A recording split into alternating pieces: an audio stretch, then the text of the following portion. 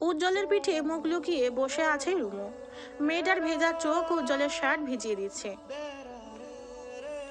এক অদ্ভুত অনুভূতির সাক্ষী হচ্ছে উজ্জ্বল, কিন্তু কিছুই বলতে পারছে না সে। ইচ্ছে হচ্ছে এই আদুরে মেয়েটাকে বুকের কোণে লুকিয়ে রাখতে। চোখ মুছে বলতে ইচ্ছে হয়, কেঁদো না, কান্না তোমায় মানায় না মেয়ে। অথচ অনুভূতি শূন্য ভাব ধরে বাইক চালাচ্ছে সে। বাস স্ট্যান্ডে পেরিয়ে ছুটছে উজ্জ্বলের বাইক। বাসের হর্নের শব্দে মাথা তুলে তাকায় রুমু।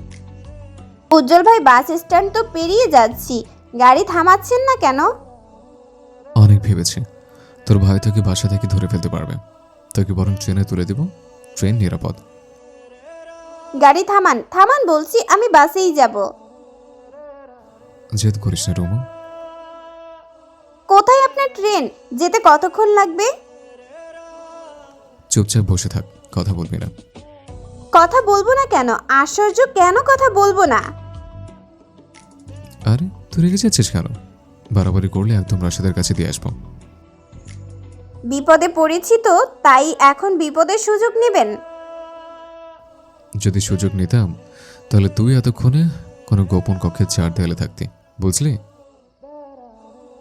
ছি, আপনার মুখে কি কিছু আটকায় না? না, আটকে না। তুই যেভাবে বলছিস আমি সুযোগ নিচ্ছি।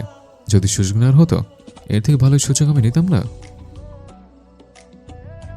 আপনার কোনো কথা শুনতে চাই না, তাড়াতাড়ি আমাকে বাসে, ট্রেনের, লঞ্চে যেখানে পারেন তুলে দিন। চুপচাপ বসে থাক, বেশি বাড়াবাড়ি করলে জমি মুখে তুলে দেব। রুমু চুপসে গেল, কান্না পেল বহুগুণ। পুনরায় উজ্জ্বলের পিঠে মুখ গুজে কাঁদতে থাকলো সে। সময় পেরিয়ে গেল আরো আধা ঘন্টা, অথচ কোথায় রেল স্টেশন, কোথায় কি?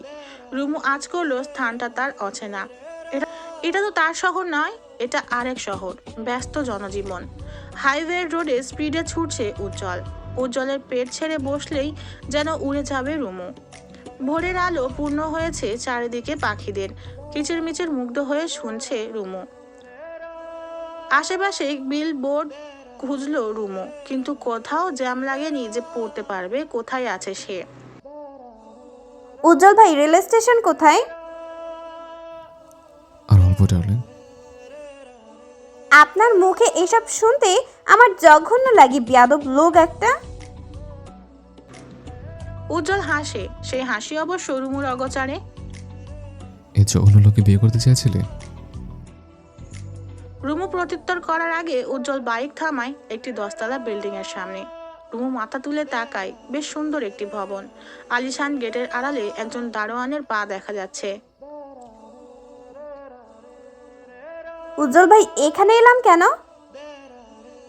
কথা না বাড়িয়ে চুপচাপ আয়। না, যাব না আপনার সাথে, বেয়াদব লোক। বাড়াবাড়ি করিস না। করব বাড়াবাড়ি? যখনই বিয়ের কথা তুললাম তখনই তো আসল রূপটা দেখিয়ে দিলেন। উজ্জ্বল ভাই, আল্লাহর কাছে বিচার দিলাম, ভালোবাসার নামে যে আপনি আমার সাথে নাটক করলেন, আপনার বংশের বাতি নিভে যাবে। মানে বুঝতে পারছেন, উজ্জ্বলের উজ্জ্বলতা কমে যাবে। এই, আমার বংশের বাতি নিভাবে মানে? তুই এই উজ্জ্বলকে চিনিস না? একবার বিয়েটা হোক, ঘরে বউ আসুক, বছর একটা করে ছক্কা পড়বে, দেখে নিবি। আমার দেখার দরকার নাই। উজ্জ্বল ভাই, আপনি যদি সত্যি ভালোবাসার নামে নাটক করে থাকেন তাহলে অভিশাপ দিলাম, বিয়ের পর আপনার বউকে খুশি করতে কলিকাতা হারবাল। কলিকাতা হারবাল? এত বড় অভিশাপ! উজ্জ্বল তাজ্জব বনে তাকিয়ে রইল রুমুর পানে। ভেতরে ভেতরে রাগে ফুলে ফেপে উঠল সে। তুই কাকে কি ওসব দিলে, নিজে জানিস না? উজ্জ্বল খপ করে রুমুর হাতটা ধরলো, দ্রুত তাকে টেনে নামালো বাইক থেকে। চল, তোকে প্র্যাকটিক্যালি বোঝাতে চাই কলকাতা হারবালের প্রয়োজন আছে কি নাই। রুমু ভরকে গেল। উজ্জ্বলকে রাগিয়ে দেওয়া উচিত হয়নি। গেটের দারোয়ান উজ্জ্বলকে দেখে ঠিকই চিনতে পারলো। এই ছেলে মাঝে মাঝেই আসে, কিন্তু উজ্জ্বলের পাশে মেয়েটাকে দারোয়ানের সন্দিহান দৃষ্টিতে উজ্জ্বল বাঁকা হেসে বলে, ইয়াং ছেলে এইভাবে তাকিয়ে আছো কেন? অন্যের বোর দিকে বিয়ে করেছো? জি স্যার। তোমার কি কলিকাতা হারবালের প্রয়োজন আছে? মানে? বোঝাতে চাইছি, কলিকাতা হারবাল চেনো? তোমার কি প্রয়োজন আছে? এসব প্রশ্ন কেন করছেন? মানে ওষুধটা কতটুকু কার্যকর জানতে চাইছে। যদি কার্যকর না হয় অন্য প্রোডাক্টের খোঁজ নিতে হবে। উজ্জ্বল রুমুকে টেনে নিয়ে গেল। লিফটে উঠে রুমুর হাত ছাড়লো সে। দুজনেই তখন হাঁপাচ্ছে। এখানে কেন এনেছি জানিস? এটা উর্মিয়াপুর বাসা ভেবেছিলাম। ভেবেছিলাম আপুর সাথে আলোচনা করে সিদ্ধান্ত নেব বিয়েটাকে এখন করব নাকি পরে। তুই এখানে কয়েকদিন গা ঢাকা দিয়ে থাকবে। তুই যেহেতু আমার ভালোবাসার প্রশ্ন তুললে, আবার আমাকে সাংঘাতিক অভিশাপ দিলে, তখন আজকেই তোকে বিয়ে করব। প্র্যাকটিক্যালি বুঝাবো হারবালের প্রয়োজন আছে কি নাই। উজ্জ্বল ভাই, আমি মজা করেছি। তুই আমার মেইন পয়েন্টে আঘাত দিয়েছিস। এবারও রিডিং ফিডিং পরে কাজ নেই, যা হবে প্র্যাকটিক্যালি হবে। রুমু ভয় পেল। কোণঠাসা হয়ে মেয়েটা হুহু করে কেঁদে উঠল। উজ্জ্বল তার কান্নায় পাত্তা দিল না, চোখ রাঙিয়ে বলে, এই কাঁদবি না। এমন একটা ভাব করছিস যেন তোকে তুলে নিয়ে এসছে, অথচ তুই নিজে আমাকে তুলে এনেছিস। রুমু হতভম্ব হয়ে গেল। কান্না থামিয়ে বলে, আমি তুলে আনলাম কখন? এই বলে আমি বাড়ি থেকে বেরিয়েছি, সেখান থেকে তোকে নিয়ে এখানে চলে এসেছে, আর তুই আমাকে তুলে এনেছিস। আপনার কথায় কোনো যুক্তি খুঁজে পাচ্ছি না উজ্জ্বল ভাই। আমার লজিকে যুক্তি আছে, তুই এসব বুঝবি না, চুপ থাক। তর্কাতর্কির মাঝে লিফট থামলো 8 তলায়। দুজনে গিয়ে দাঁড়ালো একটি দরজার সামনে। বেশ কয়েকবার বেল বাজাতে দরজা খুললো একটি ছেলে। ছেলেটা চোখ কচলে তাকালো উজ্জ্বলের পানে। উজ্জ্বল, সাত সকালে তুমি? তাড়াতাড়ি এসেছে বলে কি আপনার আফসোস আছে দুলা ভাই? সকালে নাস্তা খাওয়াতে হবে বলে কি টাসকে খেয়ে গেছেন? আশ্চর্য, তুমি আমাকে সবসময় এমনভাবে ট্রিট করো যেন আমি এই জগতের মহান কুঞ্জস। তা না তো কি দুলা ভাই, বিয়ের ঘটনা আমি বলে নাই, তাই খোটাতেও ছাড়ি নাই। যাই হোক, আসসালামু আলাইকুম। এতক্ষণে সালাম? আচ্ছা, আমিও না হয় জবাবটা আরও কিছুক্ষণ বাদে দেব। তা পাশের মেয়েটাকে? আমার বউ, চাচাতে বউ। চাচাতো বউ মানে? চাচাতে বোন ছিল, এখন চাচাতে বউ হয়ে গেছে। তামিম অবাক হয়ে তাকিয়ে আছে উজ্জ্বলের কথা তার মাথায় ঢুকছে না। অপরদিকে উজ্জ্বল তামিমকে পাশ কাটিয়ে ঘরে প্রবেশ করে। উজ্জ্বলের ভাই বোন বলতে শুধু একমাত্র বড় বোন আছে, তার নাম উর্মি। অপ্রত্যাশিত ভাইয়ের কণ্ঠ শুনতে পেয়ে ছুটে আসে উর্মি। তার অবাকটা আরো বহুগুণে বেড়ে গেল যখন পাশে দেখতে পেল রুমুকে। রুমুর হালচাল দেখে আতঙ্কিত হয়ে উর্মি বলে, রুমু, তোকে কে মারলো? তোর সারা শরীরে মারের দাগ। উজ্জ্বলের চাপা রাগটা বাড়লো। দাঁতে দাঁত পিষে বলে, ওর জানোয়ার ভাই আছে না, আর ওর মায়ের কথা আশা করি বলতে হবে না। কিন্তু মারলো কেন? সব কথা বলবো, আগে গ্লাস পানি দাও, রুমুকে ফ্রেশ হতে দাও। ভাই, তুই কি ওকে হলুদের আসর থেকে তুলে নিয়ে এসেছিস? অদ্ভুত, এমন কেন মনে হলো তোমার? না মানে ওর শ্বাস পোশাকে। তুলে আনার হলে আগে আনতাম। যাই হোক, কথা না বাড়িয়ে যা বললাম তা করো। উর্মি এক সেট জামা দিয়ে রুমুকে পাঠিয়ে দেওয়া হলো গোসল করতে। অপরদিকে উজ্জ্বল রুমুর ব্যাপারে সবটা খুলে বলল। বিয়ের প্রসঙ্গ তুলতে বাদ সাধলো উর্মি। সে চায় না একমাত্র ভাইয়ের বিয়েটা বাবা মা ছাড়া হোক। প্রায় আধা ঘন্টা যাবৎ ভাই বোনের বাগবিতণ্ডায় চলল। উজ্জ্বল আপোষ মানতে নারাজ। আজকেই বিয়ে হবে যে করে হোক, তবে মা বাবাকে এই মুহূর্তে জানানো যাবে না, বিয়ের পর জানানো হবে। উজ্জ্বলের জোড়াজুড়ির কাছে হেরে উর্মি রাজি হলো বিয়েটা হোক। রুমুকে নিয়ে কারো কোনো মাথা ব্যথা নেই, কিন্তু তার পরিবার একবার জানতে পারলে তাণ্ডব শুরু করবে। সকাল বাজে প্রায় 7:30। উজ্জ্বল তার 2 বন্ধুকে আসতে বলল। কাউকে কিছু না জানিয়ে তারাও রওনা হলো। তামিম আজ অফিসে যায়নি। মূলত উজ্জ্বল তাকে যেতে দেয়নি। তার দায়িত্ব যে করে হোক কাজে খুঁজে বের করতে হবে। সে যে করেই হোক বের করতেই হবে। হঠাৎ বিয়ের তোড়জোড় দেখে ভয় লাগলো রুমুর। ঘরে পড়ে সে বিয়েতে রাজি হয়েছে, কিন্তু এরপর কি হবে? বাংলা সিনেমার মতো উজ্জ্বল ভাই বিয়ের পর যদি মুখোশ পাল্টে ফেলে, তিনি যদি বলেন বিয়েটা প্রতিশোধ স্বরূপ করেছেন, তখন কি হবে? এসব ভাবতে ভাবতে নাকে এলো ঘি দিয়ে পরোটা ভাজার সুঘ্রাণ। রুমু ভেজা চুল থেকে গামছা সরিয়ে উর্মিকে বলে, তোমার ভাই ইদানিং বাড়াবাড়ি করছিল তাই। আমার ভাই ইদানিং না আগের থেকেও বাড়াবাড়ি করছিস। তোর হয়তো চোখে পড়েনি, আজ তোর হাতে দিব তুলে। আমার ভাইকে দেখবো কত সামনে রাখতে পারিস। উজ্জ্বল ভাইকে সামলানো যায়। এই ভাই ডাকা একদম বন্ধ। তবে জানিস আমার ভয় হচ্ছে, বিয়ের কথা শুনে চাচা কি যে করবে। কলিং বেলের শব্দে ছুটে গিয়ে দরজা খুলল উর্মি। উজ্জ্বল এসেছে, হাতে কিছু প্যাকেট, বোঝাই যাচ্ছে টুকটাক শপিং করেছে। মিষ্টির প্যাকেট নিয়ে দাঁড়িয়ে আছে উজ্জ্বলের বন্ধু সিয়াম এবং দীপু। উর্মি সবাইকে বসতে দিয়ে রান্নাঘরে যায়। উজ্জ্বল রুমুকে রান্নাঘরে দেখতে পেয়ে আদেশ সুরে বলে, এ হারবাল, আমার পেছন পেছনে আয়, কথা আছে। হারবাল, এই নামে কেউ কাউকে ডাকে? গেস্ট রুমে প্রবেশ করতে দ্রুত দরজা বন্ধ করলো উজ্জ্বল। রুমু প্রতিবাদ জানিয়ে বলে, হারবাল কোনো নাম হলো? বাপ করো না ডার্লিং। শোনো, আমার সামর্থ্য অনুযায়ী তোমার বিয়ের শাড়ি কিনলাম, আর আমার জন্য পাঞ্জাবি। শাড়িটা খুব বেশি দামি না, মাত্র 2700 টাকা নিলাম। এত সুন্দর করে উজ্জ্বল বুঝিয়ে বলল, রুমু মুগ্ধ হয়ে শুনছিল। খুব সুন্দর একটি লাল শাড়ি আর উজ্জ্বলের সাদা পাঞ্জাবি, শিরায় উপর শিরায় অনুভূতিরা কানায় কানায় পূর্ণ হলো। উজ্জ্বল শাড়িটা জড়িয়ে দিল রুমুর মাথায়। এই তো লাগছে আমার বউ। উজ্জ্বল যখন বিয়ের প্রস্তুতিতে ব্যস্ত, তখন তাকে হন্য হয়ে খুঁজছে রাশেদ। সে জানে উজ্জ্বল ছাড়া রুমুকে নিয়ে যাওয়ার মতো সাহস আর কারো নেই। রাশেদের সন্দেহের তীর যখন সঠিক স্থানে পড়েছে, তখন এই বিয়ে আদৌ হয় কি না কে জানে। সকাল 9টায় বিয়েটা সুষ্ঠুভাবে সম্পূর্ণ হলো। উজ্জ্বল আজ বেশ খুশি। এতটা খুশি কবে সে হয়েছে তার জানা নেই। পরিস্থিতির চাপে নতুন বউকে রেখে তাকে চলে যেতে হবে নিজ শহরে। রুমুকে না পেয়ে চাচি এবং রাশেদ নিশ্চয়ই তার বাড়িতে ঝামেলা করবে। সবাই সন্দেহ করবে উজ্জ্বল রুমুকে নিয়ে পালিয়েছে। পরিস্থিতি ঠান্ডা হোক, আবার বউয়ের কাছে ফেরা যাবে।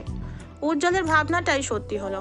বাড়িতে বাইক নিয়ে প্রবেশ করা মাত্র রাশেদ ছুটে এসে উজ্জ্বলের শার্টের কলার চেপে ধরলো। তুমি এখন কোথায় বলো তো? রুমও পালিয়েছে মানে? অবাক চুইয়ে চুইয়ে পড়ছে উজ্জ্বলের চোখ থেকে। ছেলেটার ভাব ভঙ্গিমা দেখে রাশেদ নিজেও কনফিউশন হয়ে গেল। সৈয়দ শামসুল ছুটে এসে বলেন, আমি বলেছিলাম আমার ছেলে এসবের কিছু জানে না। রাশেদ অযথা আমার বাড়ি এসে বাড়াবাড়ি করবি না। উজ্জ্বল দ্রুত নেমে গেল বাইক ছেড়ে। উঠোনে দাঁড়িয়ে থাকা তার নার্গিসের দিকে তাকিয়ে বলে, মা, আমার বউ পালিয়ে গেছে, আমার বউ পালিয়ে গেছে। রুমুকে খুঁজে পাওয়া যাচ্ছে না। এখন ওরা সন্দেহ করছে তুই নাকি রুমুকে নিয়ে পালিয়ে গেছিস। আমি যদি পালিয়ে যেতাম তাহলে এখন ফিরে আসবো কেন? তোমরা সব কি বলছো? আমার মাথায় ঢুকছে না। আমার বউ পালিয়ে গেছে, সমাজে আমি মুখ দেখাবো কি করে? সবার হাসির পাত্র হব, সবাই বলবে উজ্জ্বলের বউ পালিয়েছে। হে আল্লাহ, এভাবে তুমি আমার মাঝে মনে কেড়ে নিলে। উজ্জ্বল মাটিতে বসে পড়লো। অনেকক্ষণ যাবৎ গড়াগড়ি করে আহাজারি করলো তার বউ পালিয়েছে। রাশেদ ভেবেছিল উজ্জ্বল হয়তো পাল্টা ঝাঁজ দেখিয়ে বলবে সে নিয়ে গেছে রুমুকে। রাশেদ কি করে পারে রাশেদ ভেবেছিল উজ্জ্বল হয়তো পাল্টা ঝাঁজ দেখিয়ে বলবে সে নিয়ে গেছে রুমুকে। রাশেদ কি করে পারে রুমুকে খুঁজে বের করুক। অথচ এই উজ্জ্বল কিনা পাগলের মতো আচরণ করছে। রাশেদের সন্দেহ নিভে এলো। সে চলে গেল নিজ বাড়িতে। নার্গিস দাঁত কিরমিরিয়ে বলেন, উজ্জ্বল, তুই সকাল সকাল কোথায় গিয়েছিলি সত্যি করে বল। উর্মি আপার বাসায়। হঠাৎ তুই সেখানে কেন গেলি, তাও অবেলায়? ওরা স্বামী স্ত্রী ঝগড়া করছিল। দুলাভাই বলল উর্মি আপা ব্যাগ গুছিয়ে বেরিয়ে যাচ্ছে, তাই আমি গেলাম আপাকে বোঝাতে। বিশ্বাস না হলে উর্মি আপাকে ফোন দাও। নার্গিস এবং শামসুল উজ্জ্বলের কথা বিশ্বাস করলেন, কারণ এ তো মিথ্যা নয়। মাঝে মাঝে উর্মি ঝগড়া করে বাপের বাড়ি চলে আসে, যদিও এসব ঝগড়ার কোনো আগামাতা নেই। সব অহেতুক বিষয় নিয়েই তাদের ঝগড়া। রাশেদ চলে যেতে উজ্জ্বল উঠে দাঁড়ালো, প্যান্ট থেকে মাটি ঝেড়ে বলে, আমার ব্যাগ গোছাতে হবে। দুলাভাই বলল ছুটি নিয়ে কয়েকদিন শহরের বাইরে ঘুরতে যাবেন, যাতে আমাকেও যেতে হবে। তাদের স্বামী স্ত্রীর মাঝে তুই ঢুকবি কেন? তোমার মেয়ে যদি সেখানে কেউ ঝগড়া করে তখন কি হবে? দুলাভাই রিস্ক নিতে চান না, তাই আমাকে যেতে বলেছে। বিশ্বাস না হলে ফোন করো, জিজ্ঞেস করো। উজ্জ্বলের কথা শামসুল এতক্ষণ চুপচাপ শুনছিলেন, কিন্তু এই পর্যায়ে এসে তিনি প্রশ্ন না করে থাকতে পারলেন না। রুমু, যে নিখোঁজ মেয়েটাকে খুঁজে দেওয়ার ব্যবস্থা কর। কোথায় আছে আমরাও তো চিন্তা হচ্ছে। চিন্তা করে লাভ নেই, রুমু ওর বান্ধবীর বাড়িতে আছে। এই কথা বলে কাউকে জানানোর দরকার নেই।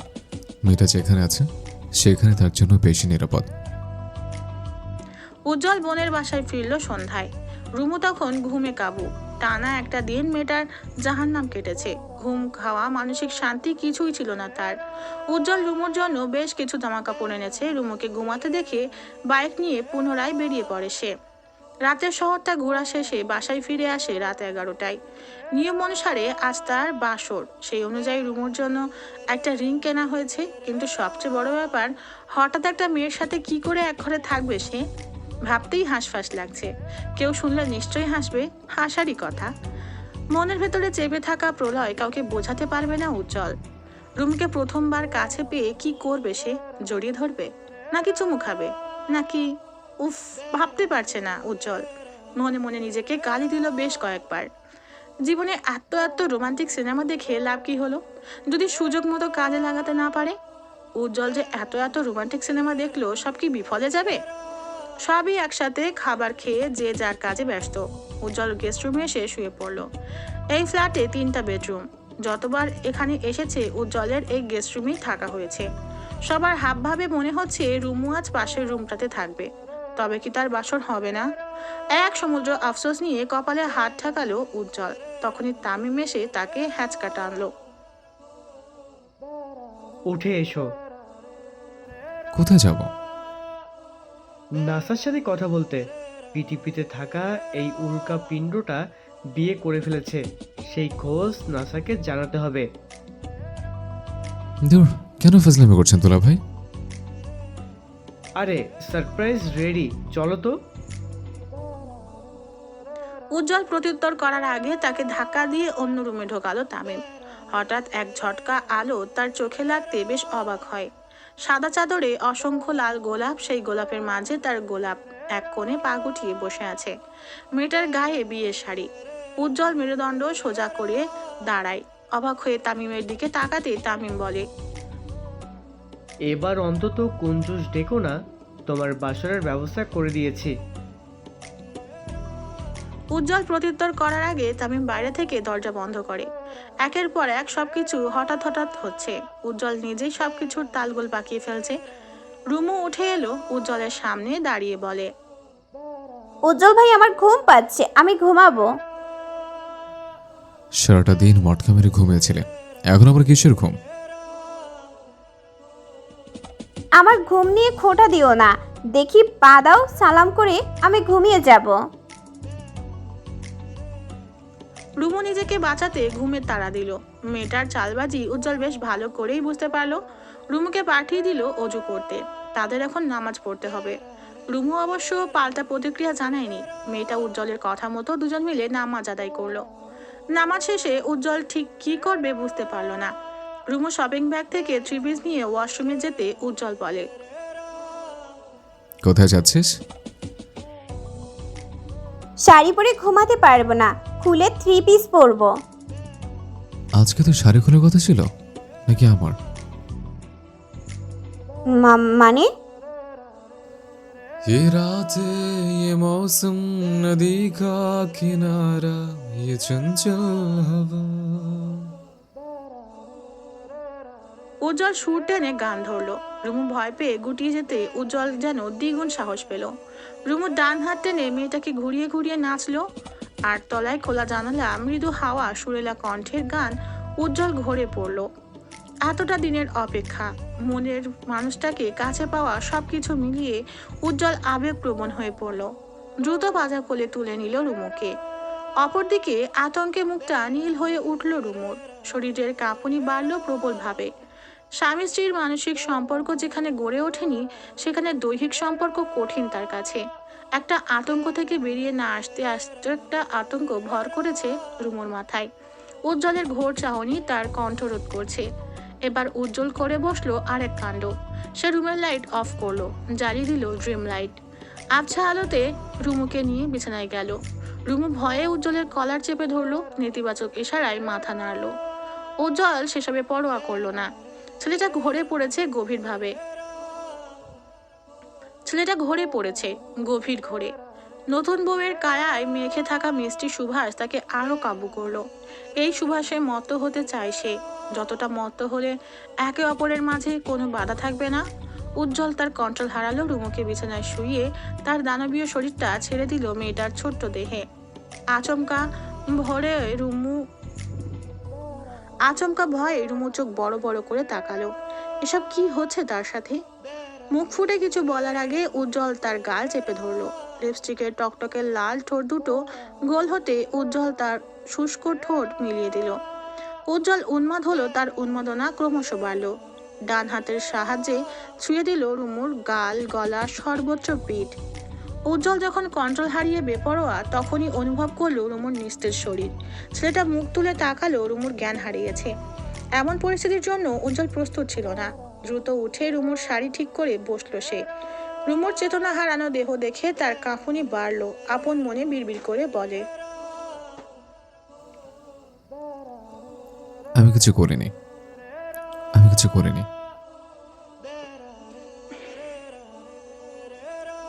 উজ্জ্বল রুমুর গালে হাত রেখে বলে, রুমু, এ রুমু, খুলে যা। ওঠ, কি হয়েছে? ওঠ না। রুমু উঠল না। উজ্জ্বল প্রচন্ড ভয় পেল। ভয়ে দরদর করে ঘামতে থাকলো। পুনরায় রুমুর বাহু ঝাঁকিয়ে বলে, আমি কিছু করিনি, ওঠ না, আমি তো কিছু করিনি। ঘেমে জুবুথুবু অবস্থায় বসে আছে উজ্জ্বল। সে কি করবে না করবে ভেবে কোনো কুল কিনারা খুঁজে পাচ্ছে না। ভয়ে কাঁপছে বুক। কি থেকে কি হয়ে গেল? সে কি করেছে? একটা চুমুই তো দিয়েছে। তার চুমুতে কি এতটাই ভোল্টেজ যা রুমুকে অজ্ঞান করতে সক্ষম?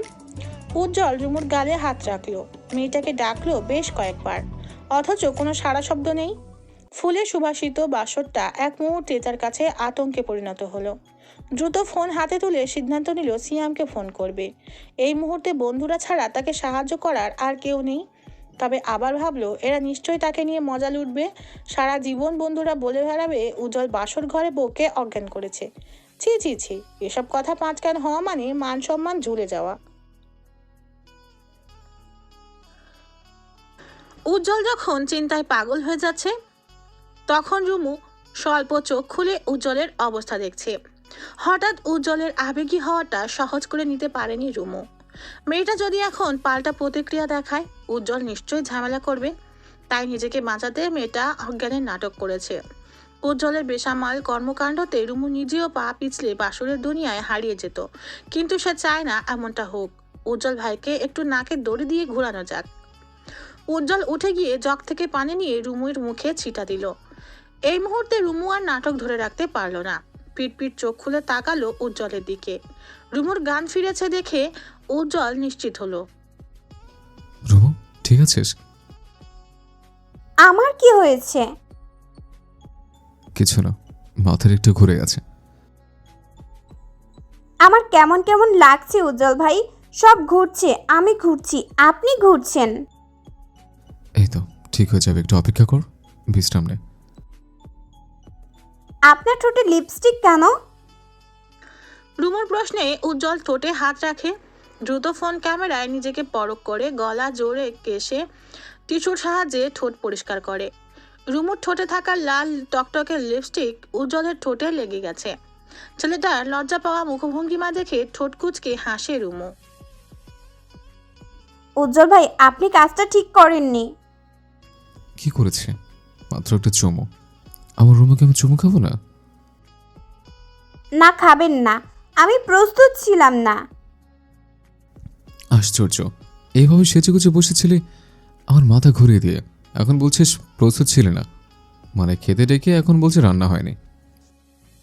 এই জীবনে আমি কখনো অজ্ঞান হইনি। কড়া রোদে স্কুলে পিটি করেছি, আবার ধমক খেয়েছি, আমার মার খেয়েছি, অথচ আপনার একটা চুমুতে আমি কুপোকাত। বুঝতে পেরেছেন আপনি আমি কতটা ভয় পেয়েছি? কি বলেছিলাম মনে নেই? প্রমাণ করব এই উজ্জ্বলে কলিকাতা হারবার লাগবে কিনা, একদম প্র্যাকটিক্যালি বুঝিয়ে দেব। এখন তো আমার মনে হচ্ছে তোর কলিকাতা হারবার লাগবে। বাজে কথা বলবেন না উজ্জ্বল ভাই। ও, আমি বললেই বাজে? ঠিক আছে, তুই যতদিন না প্রস্তুত হচ্ছিস এই উজ্জ্বল ক্ষুধার্ত থাকবে। আরেকটা কথা, উজ্জ্বল ভাই গড়লে দ্বিতীয়বার অজ্ঞান করার ব্যবস্থা করে দেব। তাহলে কি ডাকবো?